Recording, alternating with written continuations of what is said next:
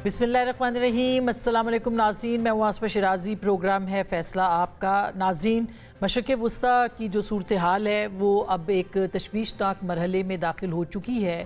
कल उर्दन में एक मरतबा फिर ईरान ने अटैक किया है और अमेरिका ने जंग में वक्फ़े का ऐलान किया था, और उसके बाद अब अमेरिका ये कह रहा है, प्रेसिडेंट ट्रंप ने ये कहा है कि ईरान के ऊपर मज़ीद हमले किए जाएंगे। याद रहे कि इससे पहले ईरान के ऊपर शदीद हमले अमेरिका के हुए थे, और अब कल रात को एक बड़ी पेशरफ्त ये भी हुई है जो कि अफसोसनाक पेशरफ्त है कि सऊदी अरब और अमेरिका ने इराक़ के कुछ जगहों के ऊपर जो है मुश्तरका हमले भी किए हैं। इससे पहले 2 ड्रोन जो थे वो सऊदी ऑयल रिफाइनरी से टकराए थे, जो कि इल्ज़ाम ये है, और सऊदी अरब ने दावा किया है कि ये दोनों इराकी मिलिशियाज थी जिनको कि ईरान की हिमायत हासिल है। ईरान ने इसकी तरदीद की है, ताहम उसके जवाब में सऊदी अरब और अमेरिका ने इराक़ के मुख्तलिफ़ इलाकों पर अटैक्स किए हैं, जिसमें बगदाद, वासित, नैनवा, बसरा, करकूक, करबला और दियाला में इनके मुतअद्दिद अस्करी ठिकानों को निशाना बनाने का दावा किया है। इसी तरह से इराकी वज़ीर आज़म अली अल ज़ैदी ने ड्रोन हमलों की तहकीकात का हुक्म दिया है, और ये कहा है कि इराक़ को अपनी सरज़मीन को पड़ोसी ममालिक के ख़िलाफ़ वो इस्तेमाल नहीं होने देंगे। नेशनल सिक्योरिटी कमेटी का उन्होंने इजलास भी तलब कर लिया है, और सऊदी अरब का उन्होंने दौरा करना था उसको भी मुलतवी कर दिया है। ये काफ़ी अहम पेशरफ्त है। ज़ाहिर है कि सऊदी अरब और इराक़ के बीच में एक टेंशन का बढ़ जाना, और इनडायरेक्टली ज़ाहिर है कि ईरान के ऊपर भी सऊदी अरब के इल्ज़ामात हैं कि वो इस जंग के अंदर शामिल हैं। ये मामला कहाँ तक जाएगा, ये बहुत ही तशवीशनाक सूरत हाल है, इसके ऊपर हम बात करेंगे। और दूसरी जानिब आबदाए हुर्मुज़ के इंतज़ाम के ऊपर भी ईरान और ईरान ने एक दूसरे की तजावीज़ को मुस्तरद कर दिया है, और एक दूसरे के साथ वो पहले इस मामले के ऊपर बात कर रहे थे, लेकिन जो अब ताज़ा तरीन जो बातचीत हुई है उसमें दोनों में फासले बड़े हैं इस मामले के ऊपर। ईरान ने आइंदा चंद हफ्तों में चीन से अहम दिफाई सिस्टम जो है वो भी हासिल करने का दावा किया है। क्या मामलात होंगे, सऊदी अरब और ईरान अब क्या आमने सामने होंगे, इसके ऊपर भी हम बात करेंगे आज के इस प्रोग्राम में। दूसरी जानिब कश्मीर के अंदर जो सूरत हाल है, और ख़ास करके इंतखाबात के बाद की सूरत हाल, वो काफ़ी तशवीशनाक है। अमन अमान की सूरत हाल भी जो है वो काफ़ी नाखुशगवार है वहाँ पे, और अच्छी इत्तलात कश्मीर से नहीं आ रही हैं। लेकिन साथ ही साथ जो पाकिस्तान पीपल्स पार्टी और PMLN के दरमियान लफ्ज़ी जंग है, लफ्ज़ी गोलाबारी जो है वो एक बाकायदा जंग की सूरत इख्तियार कर चुकी है। आज बिलावल भुट्टो साहब ने एक मरतबा फिर पाकिस्तान मुस्लिम लीग नवाज़ को टारगेट किया, और उन्होंने जो कहा वो आपको सुनवाए देते हैं। वो काफ़ी गुस्से में है, वो क्या कह रहे हैं ज़रा सुनिएगा। पाकिस्तान पीपल्स पार्टी का मुकाबला उस सियासी जमात से है जो नस्ल दर नस्ल, नस्ल दर नस्ल ये दांती के पैदावार है। अगर कोई आज वजीर आला का कुर्सी कोई संभाल रही है, और अगर कोई वजीर आजम का कुर्सी संभाल रहा है, ये अवाम की वोट की वजह से नहीं, ये फॉर्म 47 की वजह से।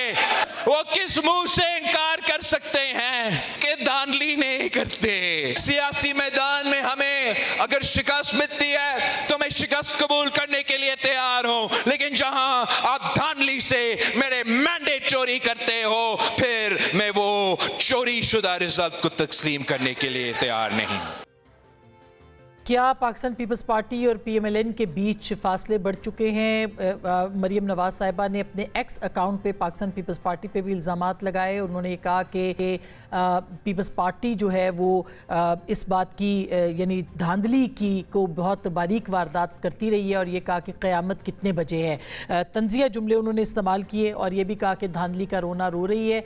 जबकि अज़मा बुखारी साहिबा जो कि वज़ीर इत्तलात हैं पंजाब की, उन्होंने प्रेस कॉन्फ्रेंस की और शदीद तनकीद पाकिस्तान पीपल्स पार्टी और बिलावल भुट्टो ज़रदारी पे की। उन्होंने क्या कहा, ज़रा सुनिएगा।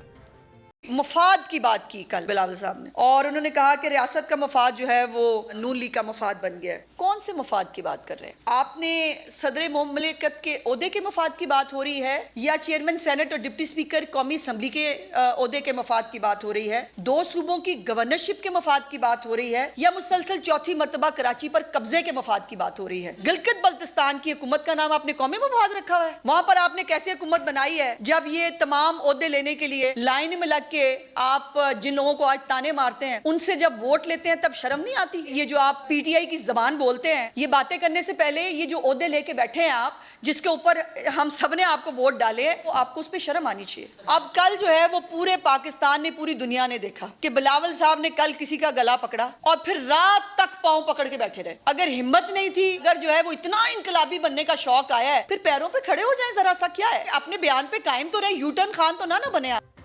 یہ لفظی جنگ ہی ہے، یہ گولہ باری ہی ہے، یا پاکستان پیپلز پارٹی اور پی ایم ایل این کے بیچ یہ اتحاد زیادہ دیر قائم نہیں رہے گا؟ اس کے اوپر بھی بات کریں گے۔ پاکستان تحریک انصاف اس سچویشن میں کہاں کھڑی ہے اس پہ بھی بات کریں گے۔ 5 اگست کے بعد پاکستان تحریک انصاف نے اعلان کیا ہے کہ وہ بھی اپنے لائحہ عمل کو تشکیل دیں گے، ان کا لائحہ عمل کیا ہوگا اس پہ بات کریں گے۔ ہمارے ساتھ آج بہت ہی اہم پینل ہے، ہمارے ساتھ موجود ہے میجر جنرل زاہد محمود صاحب، کسی تعارف کے محتاج نہیں ہیں، دفاعی تجزیہ نگار، تبصرہ نگار ہیں۔ ہمارے ساتھ جناب حسن مرتضیٰ صاحب، پاکستان پیپلز پارٹی پنجاب کے پریزیڈنٹ، وہ بھی موجود ہیں، سینئر رہنما ہیں۔ ہمارے ساتھ موجود ہے بیرسٹر علی ظفر صاحب، جو کہ پاکستان تحریک انصاف کے سینئر رہنما ہیں، بہت شکریہ۔ اور بیرسٹر عقیل ملک صاحب تھوڑی دیر میں ہمیں جوائن کریں گے اسٹوڈیوز میں، پاکستان مسلم لیگ نواز کے رہنما اور وزیر مملکت برائے قانون اور انصاف۔ سب سے پہلے جن صاحب میں آپ کے پاس آنا چاہتی ہوں، یہ جو انٹرنیشنل خبریں آ رہی ہیں اس وقت، یہ کافی تشویشناک ہے، اور خاص کر کے ایسے لگتا ہے کہ جیسے سعودی عرب کی طرف، اب سعودی عرب اور ایران بھی اب آمنے سامنے ہیں۔ آپ اس جنگ کو کس طرح سے دیکھ رہے ہیں؟ آپ جی، بسم اللہ الرحمن الرحیم۔ Thank you very much Asma for the invite, اور تمام پینلسٹ کو میرا بہت سلام۔ دیکھیں، بڑا کمپلیکس سچویشن ہے جی اس وقت۔ تو ملٹری لیوریج حاصل کرنے کے لیے اور ایک ملٹری اسینڈنسی حاصل کرنے کے لیے جنگ سپریڈ بھی ہو رہی ہے، اور ایک ڈاؤٹ پیدا کر رہی ہے کہ یہ اس کی جو اینڈ گیم ہے وہ ذرا انڈر کویسچن ہو رہی ہے۔ دیکھیں، اینڈ گیمز حاصل ہوتی ہیں ڈپلومیسی اور پولیٹکس کے ذریعے۔ ملٹری سے آپ ملٹری کی اپلیکیشن کر کے 30-40% which is part of this war application کر کے آپ ایک ملٹری لیوریج تو تھوڑی دیر کے لیے حاصل کر سکتے ہیں۔ ہو سکتا ہے آپ ہرمز پہ بھی کنٹرول کر لیں، ہو سکتا ہے کوئی اور جگہ بھی آپ افیکٹو ہو جائیں، لیکن جب آپ نے ٹرانسینڈ تو ہونا ہے ڈائیلاگ میں اسما، آج نہیں تو کل ہونا ہے۔ اصل نوشن آف وکٹری کہہ لیں یا جو اینڈ سٹیٹ ہے وہ آفٹ کرتی ہے ڈپلومیسی اور politics at the end of the day. دونوں کو اس کی ضرورت ہے، ایران کو بھی ضرورت ہے، امریکہ کو بھی ضرورت ہے۔ اس کی اگر ضرورت نہ ہوتی تو جو اسلام آباد میمورنڈم آف انڈرسٹینڈنگ ہے اس کو یہ دونوں سائن نہ کرتے، لیکن سائن کرنے کے بعد جب پریزیڈنٹ ٹرمپ نے، امریکہ نے کوشش کی کہ وہ عمانین کوسٹ کے ساتھ حق کر کے ایک نیا روٹ نکالیں تاکہ یہ جو ملٹری لیوریج ہے جس کا ایڈوانٹیج لینا چاہ رہا ہے ایران، اس کو ذرا کمزور کیا جائے، and they will keep doing this. اس پہ ایران نے ریئیکٹ کیا۔ وہ جو میکنزم تھا ڈی کنفلکشن سیل لیبنان کے کانٹیکس میں اور جو ہاٹ لائن اسٹیبلش ہونی تھی ہرمز کے کانٹیکس میں، اس نے کام نہیں کیا۔ بٹ اس وقت اور پھر جو سپوائلر، جو چیف شیطان ہے، اس کا جو وزٹ ہوا ہے ابھی امریکہ کے اندر، تو definitely they would like to invite یا پریشر ڈالنا چاہتے ہیں وہ امریکہ کے اوپر کہ وہ ہاٹ وار کی طرف واپس چلا جائے۔ So that is a big challenge, اور وہ کہے گا کہ میں خود بھی اس کے ساتھ جانا چاہتا ہوں تاکہ اگر امریکن جو ہے وہ ملٹری ٹارگٹس لے تو اسرائیل ساتھ ساتھ جتنے ان کے انرجی ٹارگٹس ہے یا جو اکنامک پریشر بلڈ کرنا چاہتا ہے وہ کرتا رہے، اور ایک فرکشن جاری رہے۔ فرکشن کے بغیر اس کی ایکسپینشنسٹ پالیسیز نہیں پوری ہو سکتی۔ جج صاحب، یہ جو عراق سے حملے ہوئے ہیں، یہ کیا اس کی ایران بھی تردید کر رہا ہے؟ عراقی ملیشیا نے یہ کیے ہیں۔ پہلے بھی اگر آپ کو یاد ہو، نیو یارک ٹائمز کی یہ سٹوری تھی کہ وہاں سے اسرائیل کے ڈرونز جو تھے وہ اڑے تھے۔ کیا یہ کوئی کانسپریسی اسرائیل کی طرف سے ہو رہی ہے کہ مسلمانوں کو آپس میں لڑایا جائے، یا واقعی جو ہے وہ سعودی عرب کے اوپر اٹیکس جو ہیں وہ اس ملیشیا نے کیے ہیں، عراقی ملیشیا نے؟ This is the biggest challenge and problem with these non-state actors، چاہے وہ کس بھی فارم میں ہو، یہ اپنے پارٹنرز کو کہہ لے یا جو سپانسرز ہیں ان کو تو ایڈوانٹیج پتہ نہیں کتنی دیتے ہیں، لیکن جو آپ کا اینیمی ہے اس کو پوری ایڈوانٹیج دے دیتے ہیں، جس طرح آپ اشارہ کر رہی ہیں، فالس فلیگ، انہی کے اندر سے لوگ خرید کے انہی کی صفوں میں ڈال دیا۔ دیکھیں، اسرائیل کو ایک کریڈٹ تو جاتا ہے کہ ان کی جو انٹیلیجنس آپریشنز ہیں وہ بہت ہی کامیاب رہے ہیں جی. ان کی انگریس انٹو ایران کے اندر بھی دیکھ لیں, نان اسٹیٹ ایکٹرز کے اندر بھی ڈیفینیٹلی ان کی انگریس ہوگی اور وہ ان کو یوٹیلائز اپنے مقاصد کے لیے بھی استعمال کر سکتے ہیں. سو دس از دا پرابلم. اور یہ وہی فینامناز ہے جو بار بار یہ دنیا ایکسپیرینس کرتی ہے کہ جب عراق کی فوج ختم ہوتی ہے تو اس میں سے ISIL بن جاتا ہے, ISIS بن جاتی ہے. اور کئی کمنٹیٹرز کہتے ہیں اور اسٹریٹجک مائنڈ کو یہ چیز سمجھ بھی آتی ہے کہ یہ کنٹرول کیاس ہے. اس کا کنٹرول کس کے پاس آتا ہے؟ nobody knows. yes, اس کی وجہ یہ ہو سکتی ہے, اسرائیل یہ بالکل کر سکتا ہے کہ اس کو فرکشن چاہیے اپنے ایکسپینشنز ڈیزائنز کے لیے, اور جو اپنی پولیٹیکل اس کی اس وقت سچویشن ہے, election is round the corner, اس کی تو پولیٹکس ہے ہی اسی وار کے اور اسی اینٹی ایران اور اینٹی اسلام, ورنہ تو اس کی پولیٹکس ختم ہو جاتی ہے. اور وہ یہ بھی چاہے گا کہ یہ لیبنان میں سے بھی وہ نہ نکلے, غازہ میں سے بھی نہ نکلے, جو علاقے وہ قبضہ کر چکا ہے.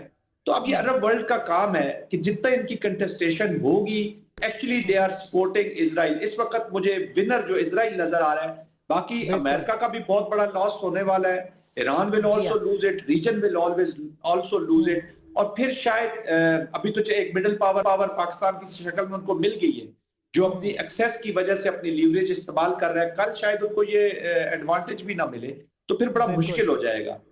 اچھا زاہد صاحب, جو مطلب لاسٹلی میں یہ پوچھنا چاہوں گی کہ اس وقت کویت کے وزیر خارجہ بھی پاکستان کے دورے پہ ہیں اور وہاں پہ بھی ایک دفاعی تعاون کی معاہدے کی بات ہو رہی ہے پاکستان کی اور کویت کی. آپ کو کیا لگ رہا ہے کہ یہ جو معاہدہ ہے یہ سعودی عرب کے معاہدے سے مختلف ہوگا, جس میں کہ ٹریننگ ڈومیننٹ ہے کہ ٹریننگ پاکستان آرمی جو ہے وہ وہاں پہ کرے گی یا ایئر فورس کی یہ ٹریننگ ہوگی, تو یہ کس نوعیت کا معاہدہ ہوگا اور یہ کویت کے وزیر خارجہ کیوں پاکستان آئے؟ کیونکہ ڈیفینیٹلی پاکستان اور کویت کی نیگوسیشنز تو بات چیت تو ہو رہی ہے. پاکستان کے سیکیورٹی آرکیٹیکچر کے ساتھ پاکستان, بلکہ عرب آرکیٹیکچر کے ساتھ پاکستان ایک کلیدی رول ادا کر سکتا ہے جی. ان کی جو اسٹریٹجک اٹانومی ہے تمام عرب سٹیٹس کی, وہ چیلنج تو ضرور ہوئی ہے جی. اور they are looking for guaranteed support. ایسے ملک کی وہ سپورٹ چاہتے ہیں, ایسے پارٹنر کی سپورٹ چاہتے ہیں جو کوئی سٹرنگ نہ اٹیچ کرتا ہو اپنی سپورٹ کے ساتھ. تو اس آرکیٹیکچر میں وہ بالکل جا رہے ہیں. سعودی عربیہ کے ساتھ دیکھیں 1982 سے ہماری پروٹوکول کو ایک فارملائز کیا گیا, اینڈ دیٹ از اسٹریٹجک, کہ ایک ملک پر حملہ دوسرے ملک پر حملہ تصور کیا جائے گا. It is also beginning.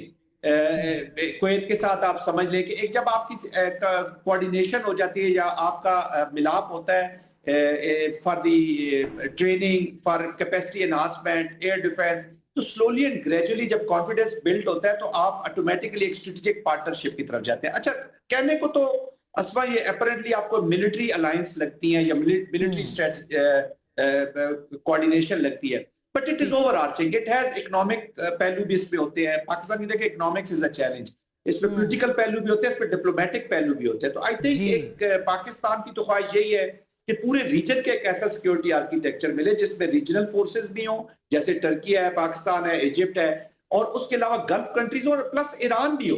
کیونکہ ان کا جب تک یہ بیسک فنڈامنٹل کانفلکٹ ختم نہیں ہوگا تو یہ نو وار نو پیس رہے گا, which suits Israeli designs. Jewish Zionism ادھر ہندو زائنزم, تو اس میں پاکستان کی خواہش ضرور ہے کہ ایک ایسی چیز ہو جائے.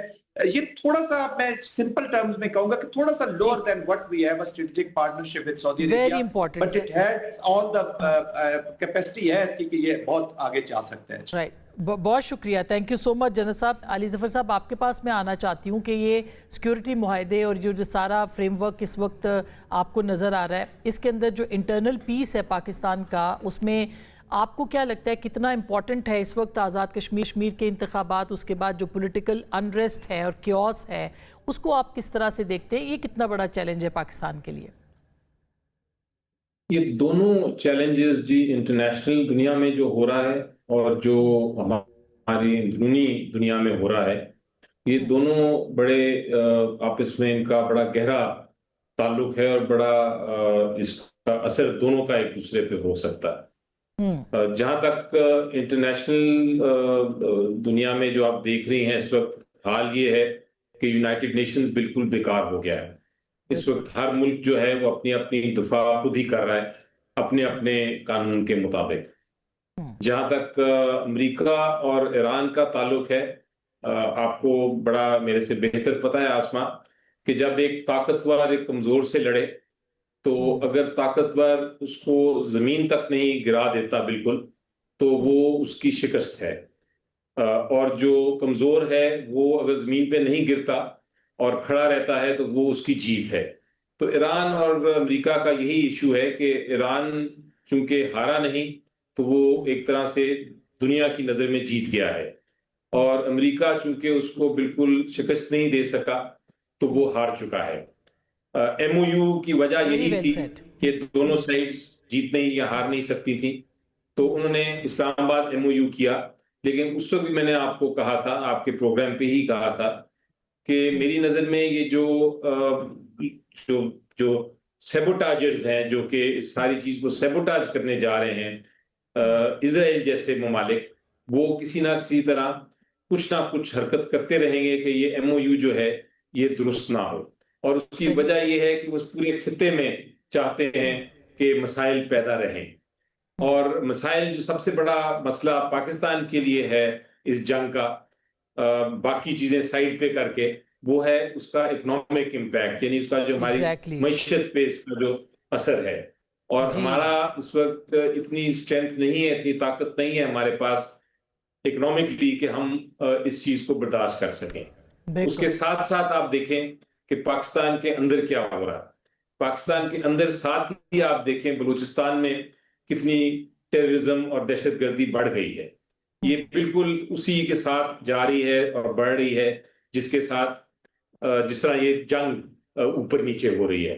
اب آپ پاکستان کا جو بلوچستان کا ایشو ہے، کچھ ہمارے بھی غلطیاں ہیں، وہاں کا سب سے بڑا ایشو جو ہے میری نظر میں شدید، بہت ہی شدید جو غربت ہے ادھر، وہ ہم ختم نہیں کر سکے، انڈسٹری ہم وہاں لگا نہیں سکے۔ جی بالکل بیرسٹر صاحب، اس میں یہ تو اس کا تو کینوس اتنا بڑا ہے پرابلمز کا کہ اب سمجھ میں نہیں آتا، لیکن حسن مرتضیٰ صاحب، آپ دونوں جماعتیں اقتدار میں آئی تھیں کہ آپ دونوں مل کے پاکستان کو بحران سے نکالیں گے، لیکن کیا آپ کو لگتا ہے کہ بحران سے نکالنے کی بجائے آپ دونوں جماعتیں بحران میں ہیں اس وقت اور ایک دوسرے کے دست و گریبان ہوئے ہوئے ہیں؟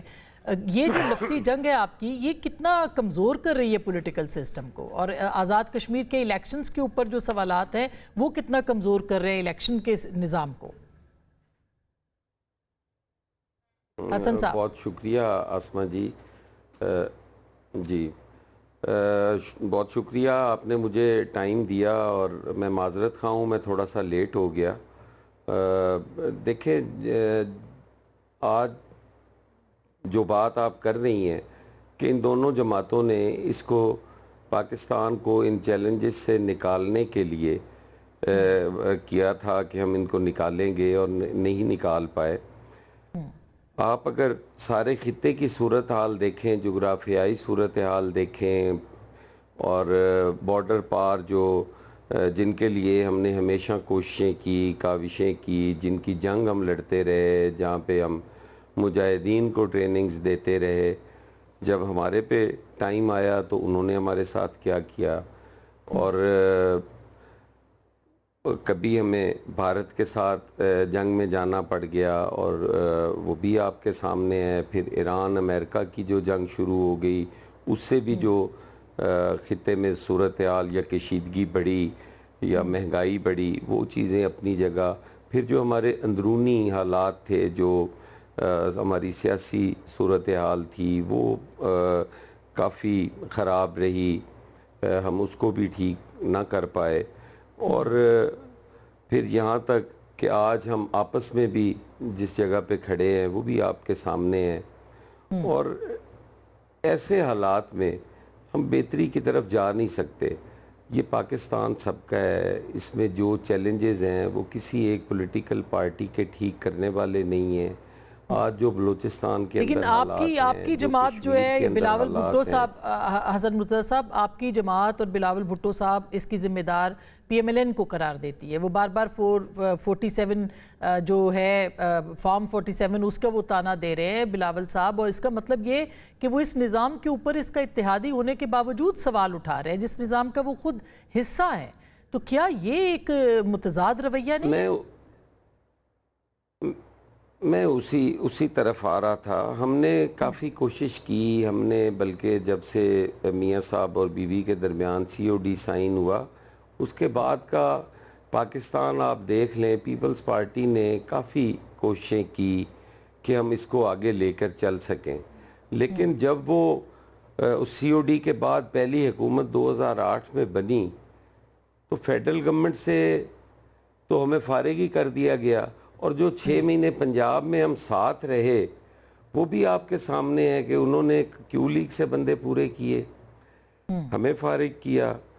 پھر فیڈرل گورنمنٹ کے خلاف 2008 سے 13 تک جب بجلی کی کمی تھی اس وقت جو احتجاج تھا وہ سی ایم صاحب خود بھی اس کو لیڈ کرتے تھے, سارے ڈی سیز, سارے ڈی پی اوز, وہ سارے اور ممبران قومی و صوبائی اسمبلی ان کو لیڈ کرتے تھے.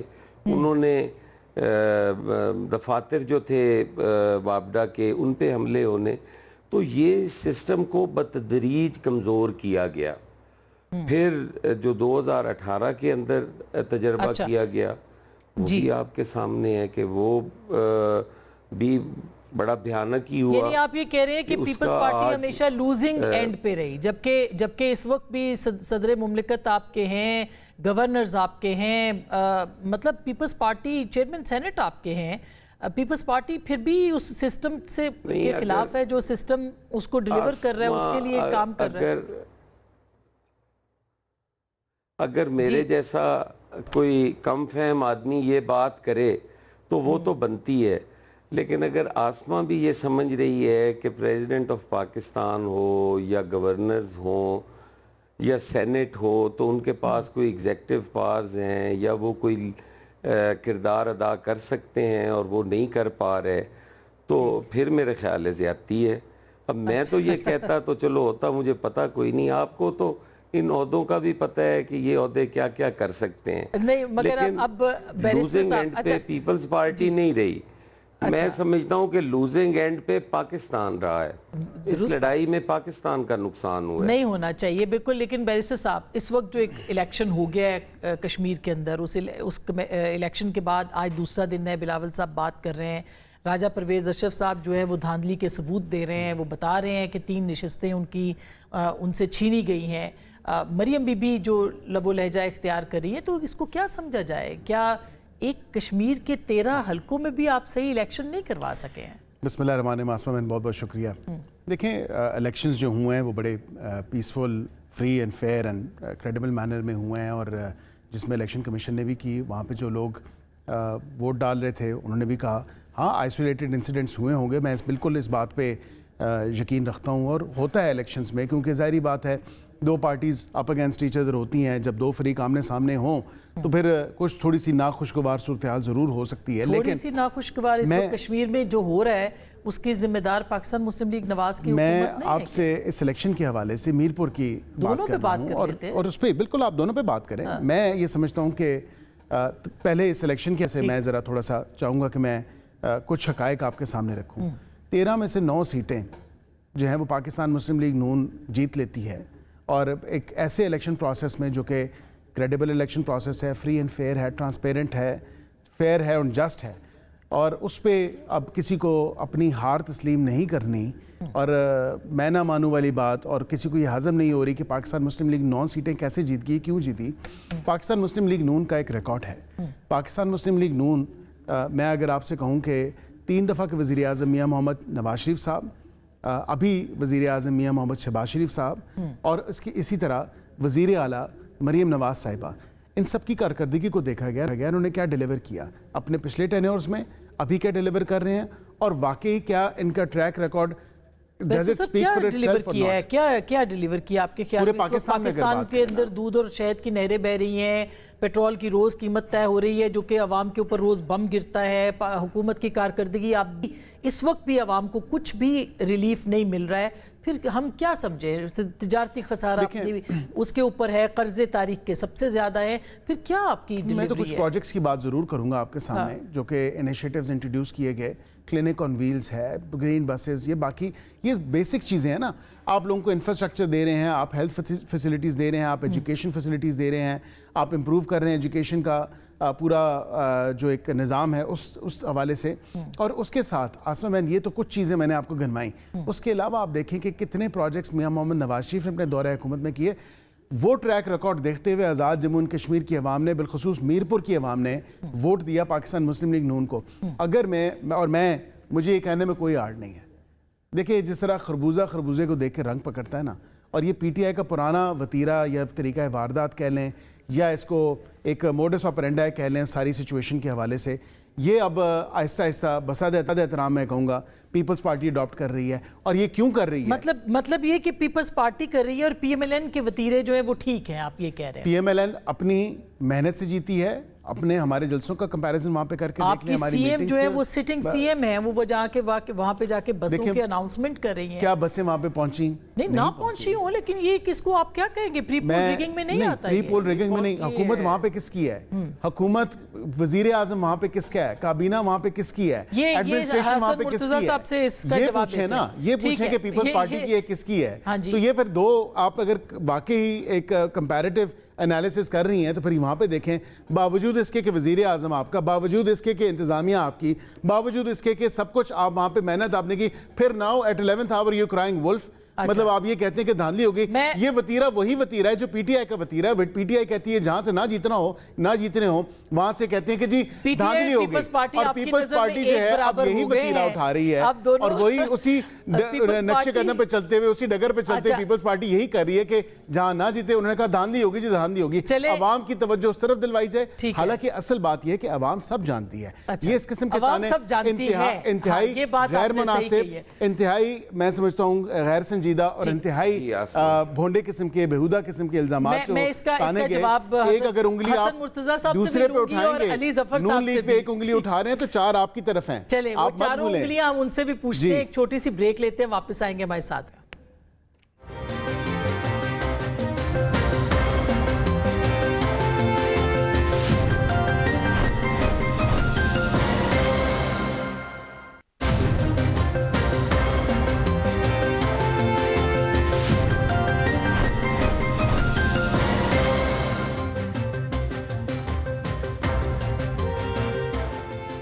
Welcome back. ایک دفعہ پھر آپ کو خوش آمدید کہتے ہیں. بیرسر صاحب، آپ کو لگتا ہے علی ظفر صاحب کہ اس وقت پیپلز پارٹی اور پی ایم ایل این کی جو لڑائی ہے اس سے پاکستان تحریک انصاف پولیٹیکلی فائدہ اٹھا سکتی ہے، اور کیا آپ کو لگ رہا ہے کہ یہ اتحاد چل پائے گا؟ دیکھیں یہ جو جنگ چل رہی ہے، جو لڑائی چل رہی ہے پیپلز پارٹی اور پی ایم ایل این میں، پہلا تو امپریشن یہی آتا ہے. پہلے بھی دیکھا ہم نے ایسی جنگ، ایسی لڑائی، لیکن پچھلے 3 سال سے نورا کشتی چل رہی تھی. کوئی نہ کوئی ایک دوسرے کو بلیک میل کرنے کے لیے یہ جنگ کرتے تھے، اور پھر جب آتا تھا وقت تو اکٹھے بیٹھ جاتے ہیں. ہو سکتا ہے یہ جینوئن لڑائی ہو، لیکن اس لڑائی سے مجھے خوشی بھی ہے اور غم بھی. خوشی اس لیے کہ جو ہم موقف پیش کر رہے تھے کہ یہ سارا جو پچھلا الیکشن ہوا اس سے دھاندلی کا الیکشن ہے، حکومت جو ہے اس کے پاس مینڈیٹ نہیں ہے، یہ فارم 47 کی حکومت ہے. اس چیز کو اب ان کا اپنا ساتھی جو ان کے ساتھ پچھلے 5 سال سے ساتھ دے رہا ہے ہر چیز میں، ان کا اپنا ساتھی جو ہے وہ آ کے اب یہ اس پہ مان رہا ہے کہ واقعی ہی سچ بات ہم کر رہے تھے. تو یہ تو خوشی ہوئی کہ یہ سچائی جو ہے وہ سامنے آ گئی، اور اب یہ اعتراف ہو گیا، اس کا ایک طرح سے کنفیشن ہو گیا، اور اب یہ جو ہم کہتے تھے ہم سچے نکلے. افسوس اس لیے کہ اس سچ کو آگے سامنے لاتے لاتے اتنی دیر گزر گئی. اس اثنا میں جو پاکستان کی تھی معیشت خراب ہو گئی، پاکستان کا برا حال ہو گیا، غریب سے غریب تر ہوتا گیا، جو آپ کے مسائل تھے بڑھتے گئے، اور وقت بہت گزر گیا. اب اس سب کو ٹھیک کرنے میں ہم جب انشاءاللہ واپس آئے گی پی ٹی آئی تو ہمیں بہت ٹائم لگے گا. میں سمجھتا ہوں کہ وقت آ گیا ہے اب، کیونکہ ان کی لڑائی سامنے آ گئی ہے، سچ سامنے آ رہا ہے کہ اب یہ دونوں جماعتیں جو ہیں جو انہوں نے فائدہ اٹھانا تھا، اپنے ذاتی فائدے اٹھانے تھے، اب وہ اٹھا لیے ہیں. اب ان کا جو دور ہے ختم ہونے والا ہے، اور اب اصل حقیقی حکومت واپس آنے والی ہے. تو مجھے لگتا یہ ہے کہ اس لڑائی کی وجہ سے جو ہم دیکھ رہے ہیں، دنیا میں بھی لڑائی ہو رہی ہے، خطے میں بھی مسائل ہیں، अब ये दो जमातें जो कि हुकूमत कर रही थी हमारे ऊपर, फॉर्म 47 की, दोनों हुकूमतें फॉर्म 47 की हैं, वो अब लड़ भी पड़ी हैं, क्योंकि अच्छा। जब उनके खिलाफ आपस में धांधली हुई तो एकदम भड़क उठे। जब तक हमारे खिलाफ धांधली थी, अवाम के खिलाफ धांधली थी, कोई फर्क नहीं पड़ता था इनको। अच्छा, ये अब इकट्ठे बैठे रहते थे। बिल्कुल। अच्छा हसन मुर्तज़ा साहब, अब ये आपने अली ज़फ़र साहब की बात सुनी है और आपने खुद ये कहा है कि दोनों पार्टियों के बीच में अब इत्तेहाद ज़्यादा देर नहीं चल सकता, ये आपका स्टेटमेंट है। क्या आपको लगता है कि पाकिस्तान पीपल्स पार्टी इस नतीजे पे पहुंच गई है? और अगर ऐसा होता है और वफाक से भी आप निकलते हैं, बल्कि वफाक से ही निकलते हैं, तो PMLN की गवर्नमेंट जो है वो अपने ज़ाहिर है वो तो कायम नहीं रह सकती, तो तैयार है आप इसके लिए? देखें, मैं अली ज़फ़र साहब को पूरी तरह सुन नहीं पाया, उनकी आवाज़ जो थी ब्लर हो रही थी, लेकिन आपने जो कहा है मैं उसका दूंगा, और कुछ मुझे बीच में समझ आती भी थी। तो देखें, गुजारिश ये है कि पाकिस्तान पीपल्स पार्टी अगर गवर्नमेंट से अलहदा भी हो जाती है तो मेरा नहीं ख्याल कि उनकी कोई जो अक्सरियत है वो ख़त्म हो जाएगी। सिंपल मेजॉरिटी तो उनके पास फिर भी रह जाएगी, गवर्नमेंट तो नहीं गिरेगी, लेकिन तहरीक इंसाफ का और पीपल्स पार्टी का जो तर्ज़ सियासत है वो बड़ा डिफरेंट है। हम अपोजिशन करेंगे अगर हम अल्लाह करे इत्तेहाद से निकल आएँ और हमारी क़यादत ये फ़ैसला ले ले। अच्छा जी, देखिए, पाकिस्तान पीपल्स पार्टी का और PMLN का मिजाज आपस में नहीं मिलता। अभी आपने मेरे लिए बड़े मोहतरम हैं PMLN के रिप्रेजेंटेटिव, और मैं तो किसी भी सियासी कारकुन के लिए कोई इस किस्म की राय नहीं रखता और ना ही कोई नाशाइस्ता ज़बान इस्तेमाल करता हूँ कि उनको तकलीफ़ हो। उनकी आपने गुफ्तगू सुनी होगी, एक उंगली अगे करोगे 4 उंगलियाँ पीछे होंगियाँ।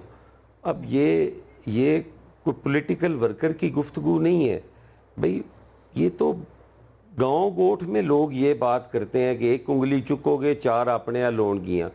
यार, आपकी और हमारा इख्तलाफ राय है, ये उंगलियां और हाथ उठाना हमें ज़ेब देता है एक दूसरे पे? गुफ्तगू के ज़रिए, दलील के ज़रिए हम बात करेंगे। आपने हमारे साथ धांधली की है, हम उसको साबित करेंगे, हम आपको एविडेंस देंगे, प्रूफ देंगे कि यार ये धांधली हुई है। अब ना तो हमने PTI की तरह बिहेव करना है कि हम कोठे पे चढ़ जाएंगे, हम तोड़ फोड़ शुरू कर देंगे, हम इदारों पे चढ़ाई शुरू कर देंगे, हम इदारों को गालियां देने लग पड़ेंगे। ना तो हमने ये करना है, हमने अपोजिशन करनी है और इशू बेस्ड अपोजिशन करनी है। हम आपका जो आप कर रहे हैं हम उस पर अपना मौक़िफ़ देंगे। हमारी आपसे कोई झगड़ा नहीं है, आपसे कोई लड़ाई नहीं है। इलेक्शन कमीशन से हमारी डिमांड है कि आप, क्योंकि वहाँ किसी की हुकूमत नहीं है, इनको ये भी नहीं पता, इनको नहीं पता कि जब शेड्यूल आ जाता है वहाँ पे अबूरी हुकूमत नहीं होती, वो इलेक्शन कमीशन की तरफ सारे इख्तियारात चले जाते हैं। वही IG और चीफ सेक्रेटरी जो हैं जो इनके लगाए हुए हैं, इन्हें ये भी नहीं पता कि इलेक्शन के बीच में दौरान इलेक्शन ACs तब्दील किए गए, असिस्टेंट कमिश्नर। हमने शिकायत की, किसी ने कोई नोटिस नहीं लिया। अच्छा, और हसन मुर्तज़ा साहब, इलेक्शन कमीशन जिम्मेदार है। हमारा मुतालबा, आसमा एक सेकंड, हमारा मुतालबा भी इलेक्शन कमीशन से है कि ये रिगिंग हुई है, इसका हमें जवाब दो, इस पे इंक्वायरी करवाओ। हम सबूत देते हैं और हम तो एविडेंस है, आप बैलेट पेपर जला रहे हो, हमारे बंदों को गोलियां मार रहे हो, हमारे बंदों को डंडे मार के बाहर निकाल रहे हो। ये जो हसन मुर्तज़ा साहब कह रहे हैं, ज़ाहिर है कि पीपल्स पार्टी और बिलावल साहब तो खैर रोज़ अब ये बात कर भी रहे हैं। वो कह रहे हैं हमारे पास सबूत है, वो चले भी गए, उन्होंने कहा भी है कि चीफ जस्टिस साहब से कि वो नोटिस लें। PMLN से अगर अलग होती है पीपल्स पार्टी, ठीक है, आपके पास एक वाज़ेह अक्सरियत है, मेजॉरिटी मौजूद है सिर्फ, लेकिन ज़ाहिर है आगे आपने जो लेजिस्लेशन करनी है, तरमीम आती हैं, लेकिन क्या आपको लगता है कि पीपल्स पार्टी अलग हो सकती है?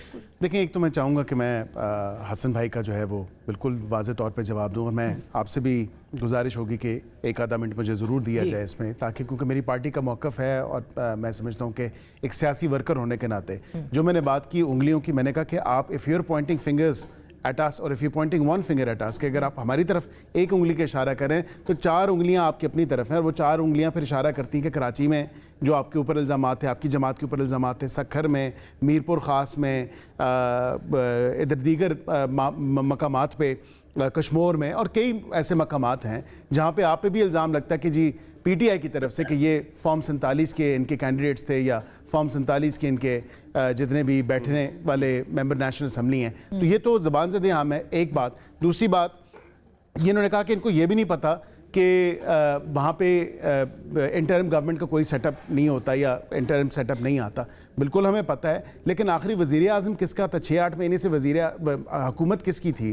तो वो तो पीपल्स पार्टी की थी। इंतज़ामिया किसकी थी? वो पीपल्स पार्टी की थी। अब ये भी कहें कि वफाक से हम नहीं लगाए, भाई वफाक में अगर आपका वज़ीर आज़म है, आपकी हुकूमत है, तो वफाक में तो आप, हम तो हसन भाई हिल नहीं सकते वफाक में। आपकी पूरे कश्मीर का वज़ीर ही सब कुछ होता है, नहीं उसके अलावा भी हम इधर से उधर 1 इंच नहीं हिल सकते बगैर पीपल्स पार्टी के किसी कानून साजी में, किसी ऐसे मसले में कि हाउस के मामलात को किस तरह चलाना है, क्या करना है। और फिर उन्होंने बात की, देखिए फिर इन्होंने कहा कि जी हमारा तो मुतालबा इलेक्शन कमीशन से है। अगर इलेक्शन कमीशन से मुतालबा है तो फिर मरीम नवाज़ को, वज़ीर आज़म पाकिस्तान शहबाज शरीफ साहब को ये 47 के ताने क्यों दिए जा रहे हैं, और ये किसकी तरफ से दिए जा रहे हैं? जो लबो लहजा बिलावल साहब बसद एहतराम जो अपनाए बैठे हैं, वो ऐसा लबो लहजा तो नहीं होना चाहिए। और जो धांधली की बात कर रहे हैं, तो हसन भाई ये भी बात है कि चौधरी यासीन साहब के घर से आरो बमा थैलों के वो या मटेरियल के वो कैसे निकला वहां पे, उसका भी बता दें।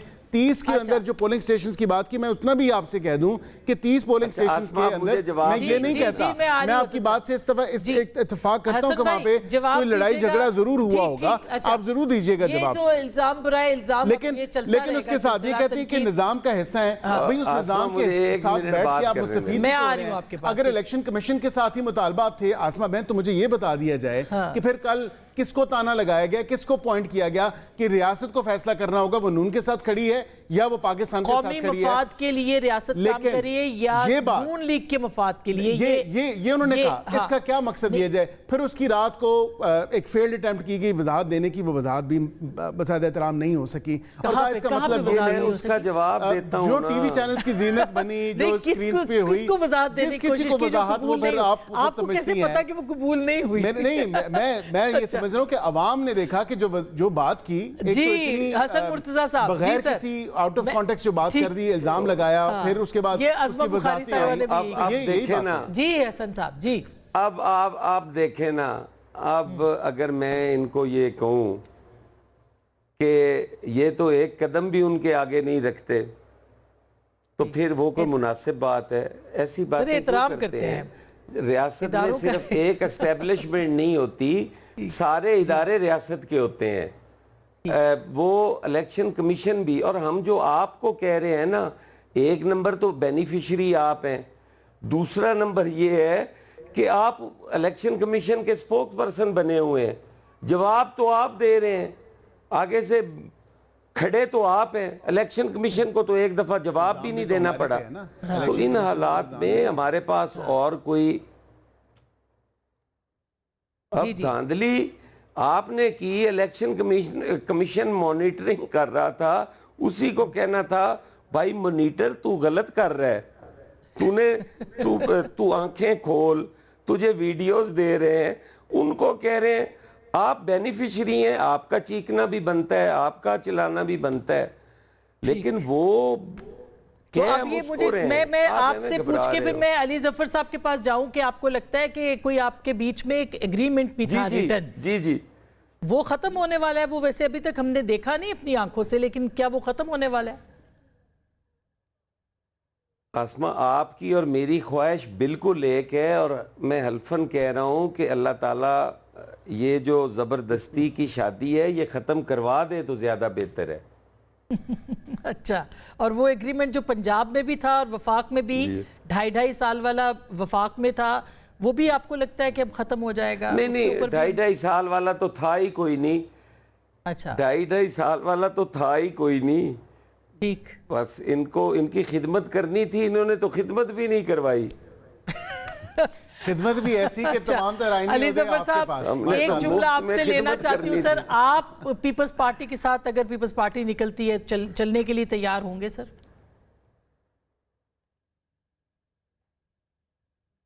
अली जफर साहब, मेरा ख्याल है राब्ता उनसे पीटीआई पे तो वो पहले ही बंदूकें तान के बैठे हैं।